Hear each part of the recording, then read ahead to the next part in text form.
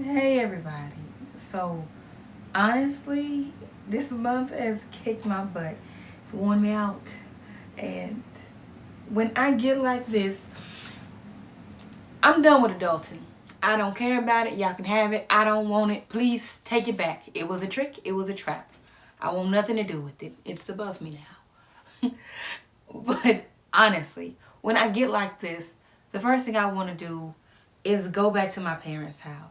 I want to run home and I want to hug from my mama. It may sound a little corny, may sound a little crazy. And honestly, if you saw it, you'd probably shake your head laughing at me. But I will walk in there looking like the weight of the world is probably on my shoulders, all pathetic and whatnot. And my mama will see me.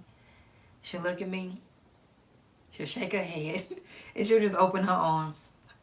Like, come on in. And it's the best thing ever. At that moment, everything is right in the world because I don't have to worry about being a manager who has the perfect strategy to fix the company's problems.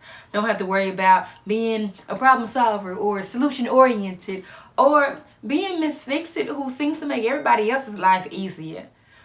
All I have to do is be her child. That's all I have to worry about. And honestly, it's wonderful. So this got me thinking this month, and the question that was ruminating in my mind was, well, I guess the thought rather that was ruminating was, I have mastered being Connie and Buddy's child. Don't y'all talk about my daddy's nickname, but it's easy, it's effortless. I do it without thinking, but I don't think I have mastered being God's child. That seems to be a little bit more of a challenge when I think about it. So that is what was running through my mind all month.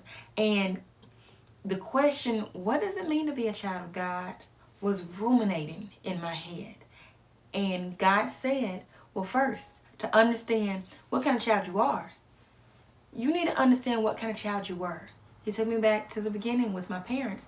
And it was interesting to see how being their child really informs being his child. We sometimes think we outgrow the things about ourselves that happen in childhood. And honestly, a lot of times we don't. They are camouflaged, they are covered up, but they're usually still there. And it's interesting because so many times we think we have to learn to do differently. And sometimes we do. But a lot of times it's more about getting back to who we were. Resetting to the factory default. So if you're interested in diving a little deeper into this topic, check out my latest blog post. It's called Lessons Learned Living Childishly. Because that is my goal. Y'all can have adulting. I've done pretty good my whole life, it seems like, preparing to be a successful adult.